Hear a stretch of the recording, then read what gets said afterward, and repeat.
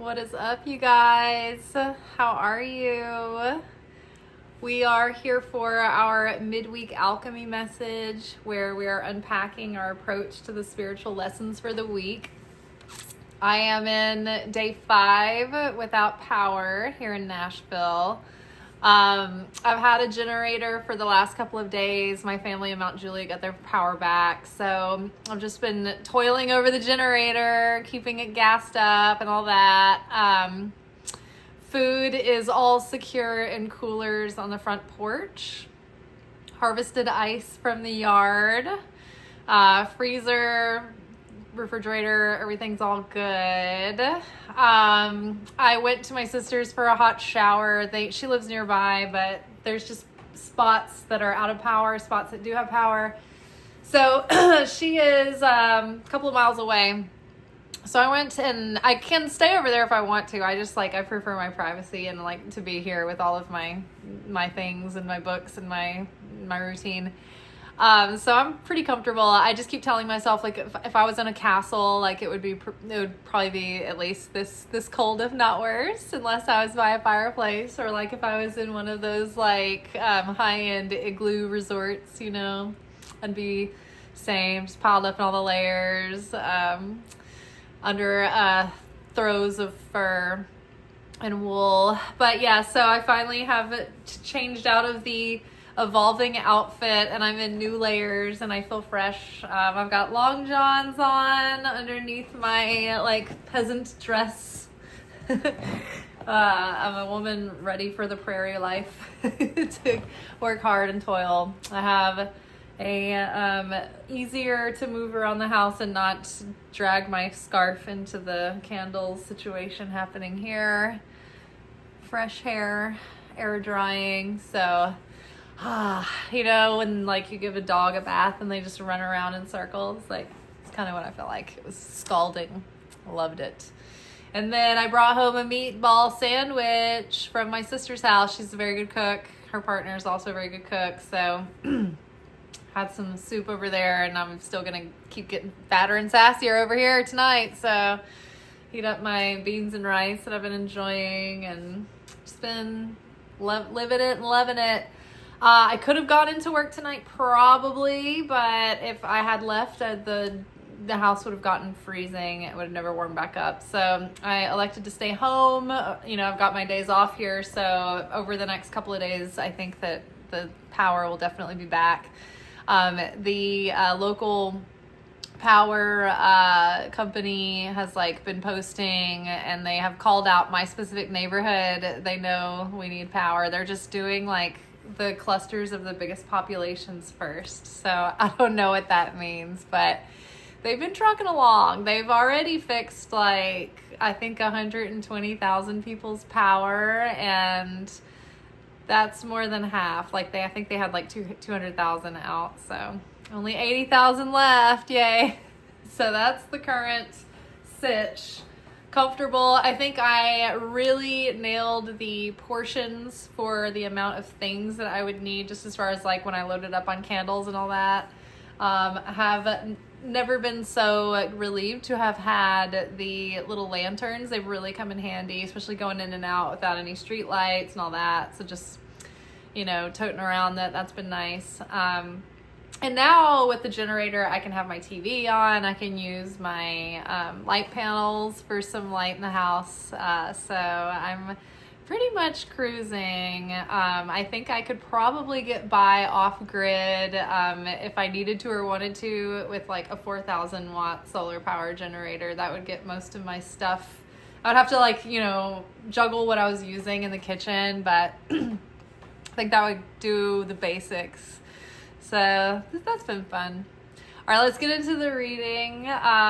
So I'm going to show you all the cards, and then you can listen to the audio and see like the layout, and then we'll unpack like the individual cards. But we have Conjunction from the Wild Unknown Alchemy deck.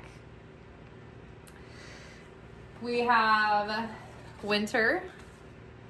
Obviously, I have not repainted my nails this week. They've been through a lot. And then followed by the Drowned King.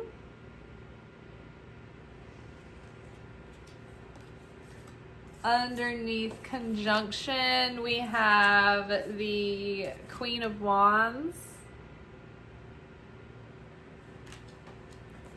Underneath winter, we have Seven of Pentacles. Actually, no, sorry. Underneath winter, we had Eight of Pentacles.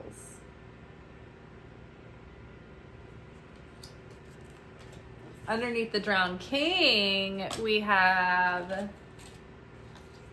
Seven of Pentacles.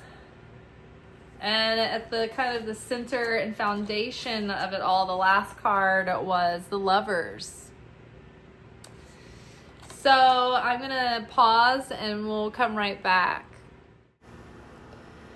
A message of hope and warmth for the middle of the week as we unpack our approach to the current spiritual lessons. We're encouraged to continue to be the light in dark places, to continue to share our love and knowledge and insight and understanding and abilities with others. Things are changing and coming together in ways that we cannot quite see or comprehend, but we know that the Creator is with us and is the ultimate source of everything we are and have. This winter season, literally and metaphorically, is teaching us so much and putting to use everything we've learned and integrated up until now.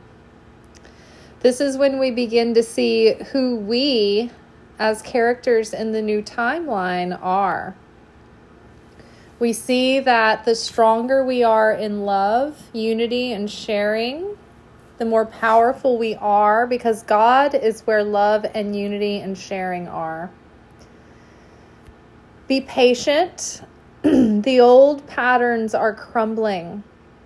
But these are the final shrieks of our drowning ego in the midst of one of the 3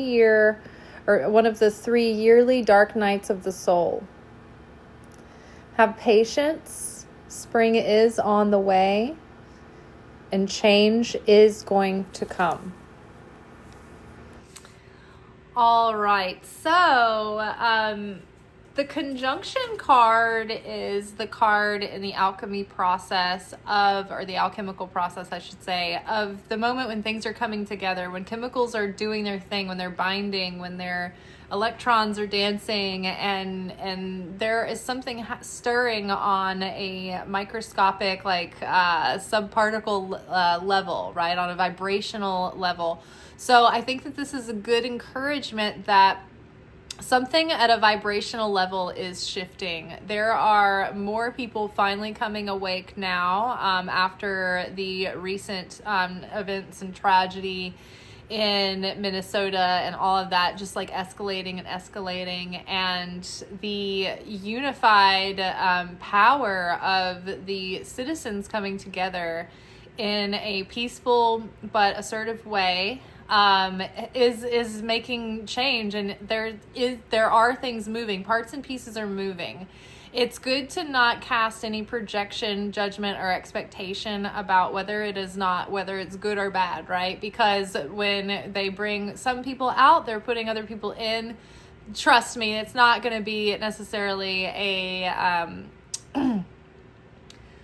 drastically different choice in execution and policy, but the difference probably is going to be that the people that they bring in are going to be more stealthy and organized and not so showy.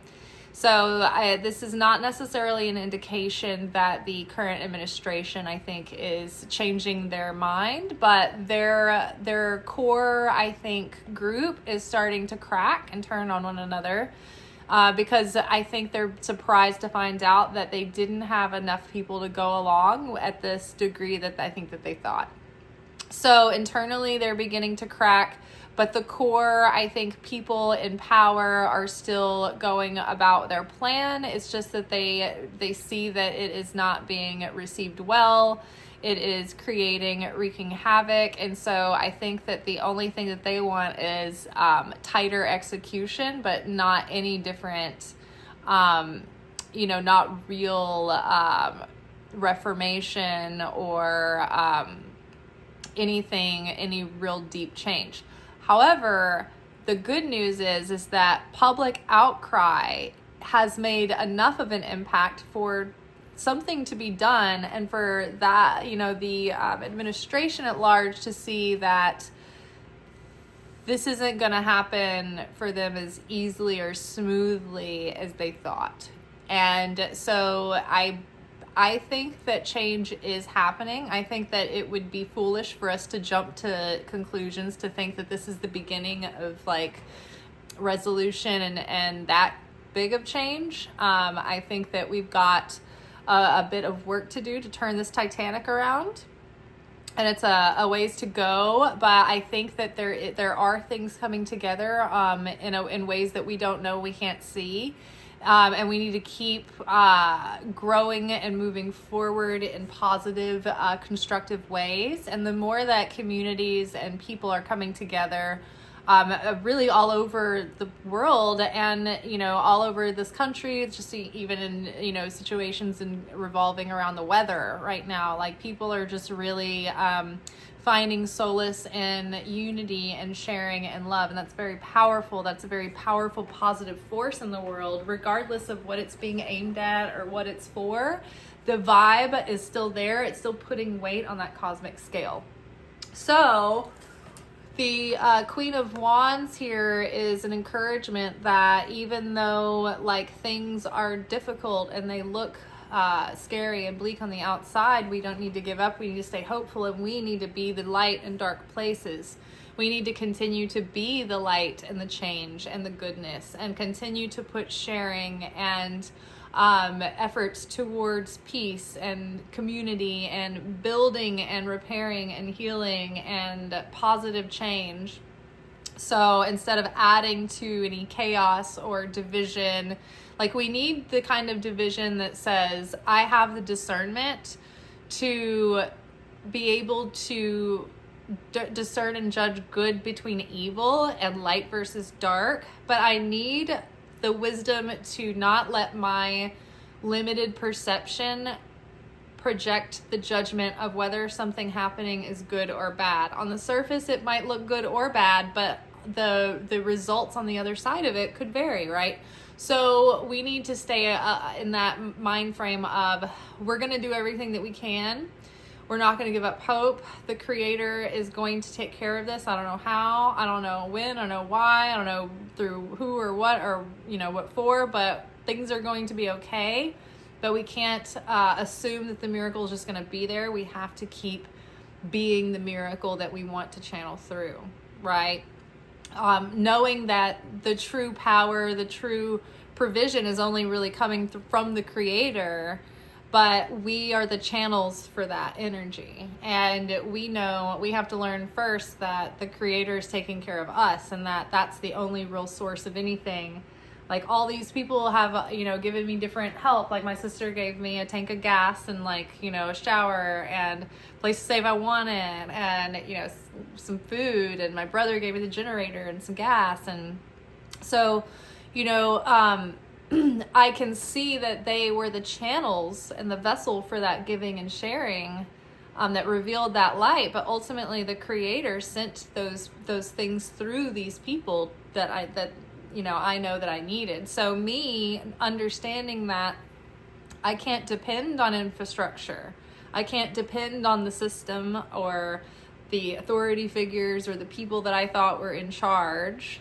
We have to learn to be self-sufficient and independent and interdependent with one another, right? And so, moments like this in a dry run where we have no power and things are difficult, it's like, hey, how resourceful are you? How sturdy and hardy are you? How, can you plant seeds of kindness to network and to support, to be a network with the people around you, right? Because, as things are going in this country, we're going to need to feel like we have people around us that are keeping an eye out and looking out for us and being,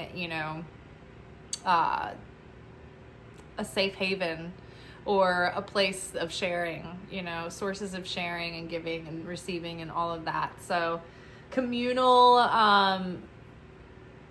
communal sharing is something that was big with the Israelites, was big with the disciples of Jesus. So sharing and being there as like a tight unit of support. So we have winter here. I mean, figuratively, literally, we are in the winter of our discontent. We're in a season of, we've come through fall where things were dying and falling away. And now we're in this cold, cruel, exposed, vulnerable position where it just seems like the warmth and the light are so far away. And that's emotionally, it's spiritually, it's just looking at the world stage and the geopolitical conditions of it all right now. Things feel pretty harsh and bleak and cruel. However, we're going to weather through this, and we're coming through it as individuals and also as a collective, seeing like, okay, we're seeing really what we're made of, and we're, putting into use and integrating everything that we've learned and all the growth and maturity that we've achieved up until now. It's like we're putting it into good use at this moment. And so this is sort of like the debut of this new character and this new timeline. Okay, spitting us out into the situation. How are things? How are we navigating through the script as opposed to what we would have been like? And I can see, I feel really proud of myself, and I can feel my growth coming through this all on my own, and feeling like I've been having kind of an adventurous good time through it all, even though it hasn't been sunshine and rainbows, right? So this has been a learning experience, and it will continue to be a learning experience. It will continue to strengthen our mettle and teach us, things and how to be more interdependent with one another as communities, and how to be more self-sufficient on our own.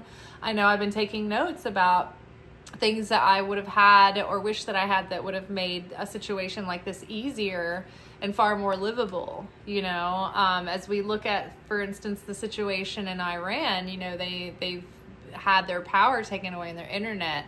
And so when you see countries that are in kind of like unstable conditions, things could be coming and going, right? So it's just good to be basically prepared for things being on and off. And it makes total sense now why several months ago we kept having all of those messages that were talking about not relying on the system, being self-sufficient. And that was, first coming out during the government shutdown, when, people were having to figure out different ways around, getting their resources and needs met, because finances were all uncertain and up in the air during that time as well.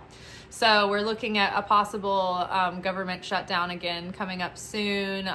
There's just all these different issues that are coming forward right now. So it's quite possible that we could be in a second stretch of that.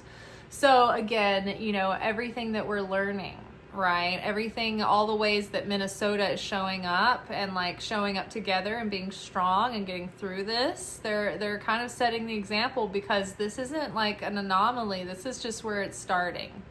This is not going to go away quickly. I hope it does, but we have to be prepared to learn from what we are observing and get more and more wiser than ever. There's going to be just more and more Big Brother out there that we need to be aware of, that we need to watch out for our privacy and be aware of our surroundings wherever we go. It's not like we can't afford to be like up in the clouds and, having a good time, like not being grounded or paying attention to our surroundings anymore, because it's too dangerous to roll up on a hot situation and not realize it, right? We've seen that, that happening. So learning from everything that we are witnessing, not just taking it in as trauma, but paying attention to what's going on and logically integrating that into your resourcefulness and know-how, like letting all this not just traumatize you, but prepare you for hairy situations. And I think it's, like we are kind of hunkering down through the storm, Same in the big picture, right? The Drowned King is the card that describes the last struggles of the dying ego. The Drowned King is the death of the ego, the persona that has been driving the ship so far. On an individual level, this is finally seeing where our old consciousness, our old mindset, our old attitudes, our old response systems, defense mechanisms, we're seeing through them. We're seeing how we don't really go reflexively into those patterns anymore. So it really is dying, but the situation, we just need to give it time to catch up with the internal change. So it's about being patient and continuing to believe that we're planting good seeds and that we're going to yield good fruit.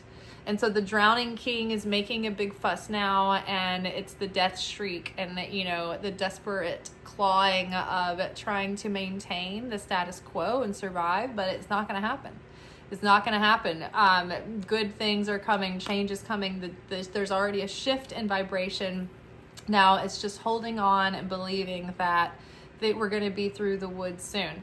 Whether we're talking about our power coming back on or our collective power coming back on, we are on our way. Just be patient and don't lose hope. And then at the center and foundation of the whole thing is the Lover's card.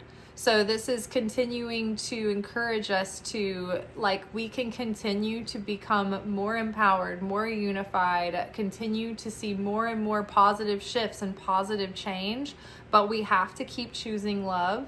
We have to keep choosing the path of love, the path of peace, the path of peaceful resistance, choosing the highest good for all, choosing to love our neighbor as ourself. Being led by spirit and guided by God and source and being motivated by that Christ consciousness. So as long as we stay in that unconditional agape love and unity, we can disagree, remember. And disagreement is healthy, right? The sages believed that if you don't have disagreement, then you can't reveal the fullness of wisdom, because, when you disagree, all these different viewpoints and facets come out, and you can see things in all different ways. And then even if people have a terrible wrong viewpoint, at least that gets aired, and there's a moment where you can say, okay, well, here's this other viewpoint, or let me correct you here and offer you this perspective, or here are the facts about this, right? What if, have you ever had a conversation with someone and they let you know something that they thought, and you're like, oh my God, I'm so glad you brought that up, because that misunderstanding would have been just sitting there. That too, right? So it's good to have disagreement and pushback, but we have to be conscious even when we're doing that it's coming from love, and it's coming from a place of constructiveness, and it's for the highest good, and not just to satisfy the ego.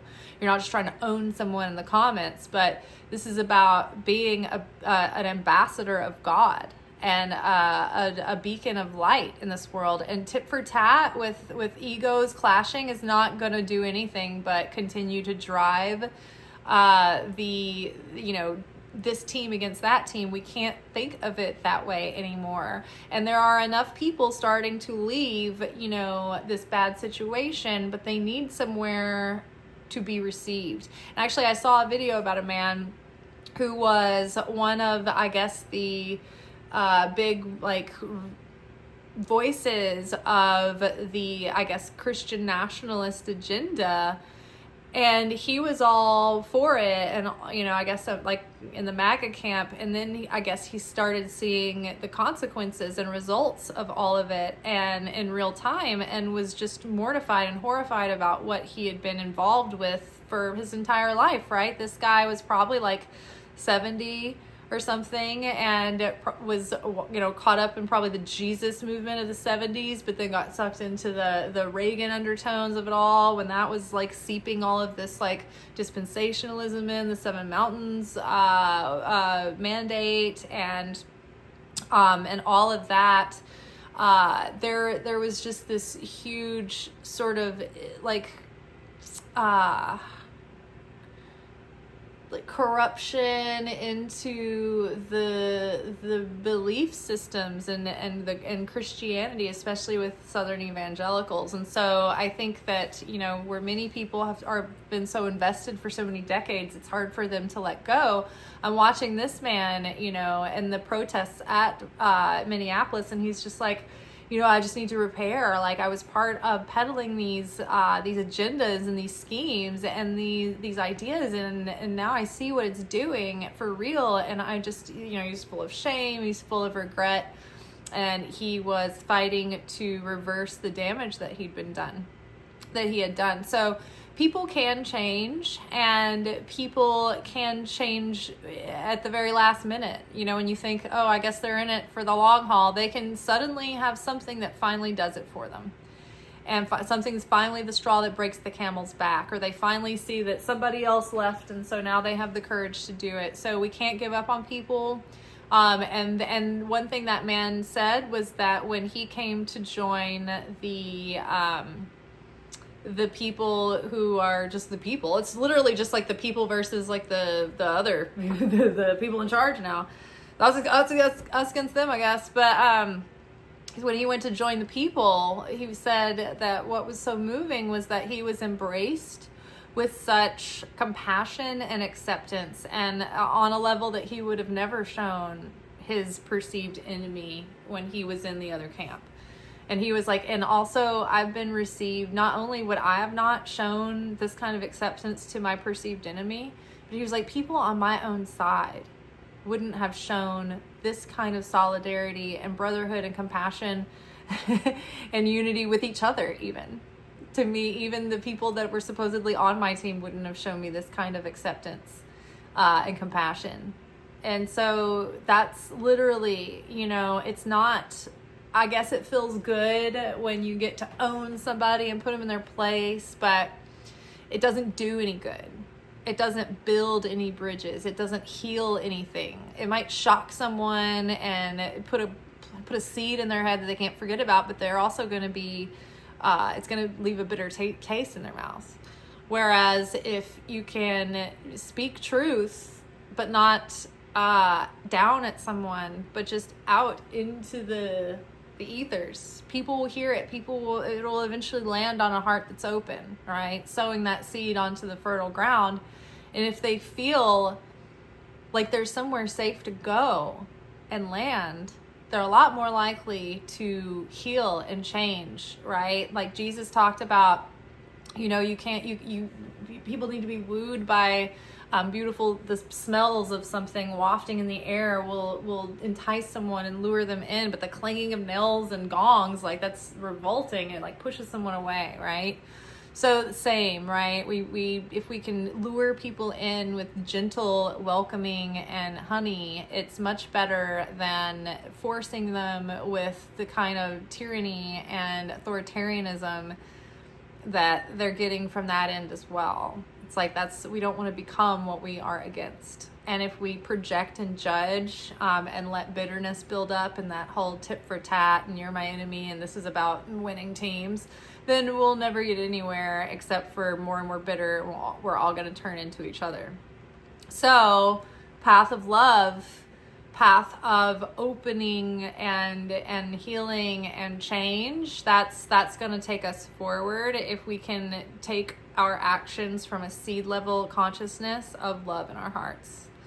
All right. And it's not 100% easy. It's work, it is, people are on varying degrees of what their threshold is and who they have to deal with and what they have to deal with. So, just grace and help God. Hopefully God helps us be strong and wise and know, how to handle the situations that we're in. But immediately, like when we're triggered, we need to pause in that moment and not take an action, not say anything until we can examine that feeling, that thought, those words, and reconsider and try to change that consciousness before we take an action or say something, right? It's not about repression where we bury it down and just don't let it out, but it is about pausing and trying to shift your consciousness around that in that moment. trying to transform rather than sweep under the rug. All right, you all, it's cold. I need to figure out what's causing the draft right now. So I'm going to top off my gas tank so that I am good to go for the next 12 hours or so here in a little bit. So I'm going to start getting settled in for the evening. Y'all take care. Let me know where you're at. If you have power, if you are out of power, how you've been getting along. Ciao.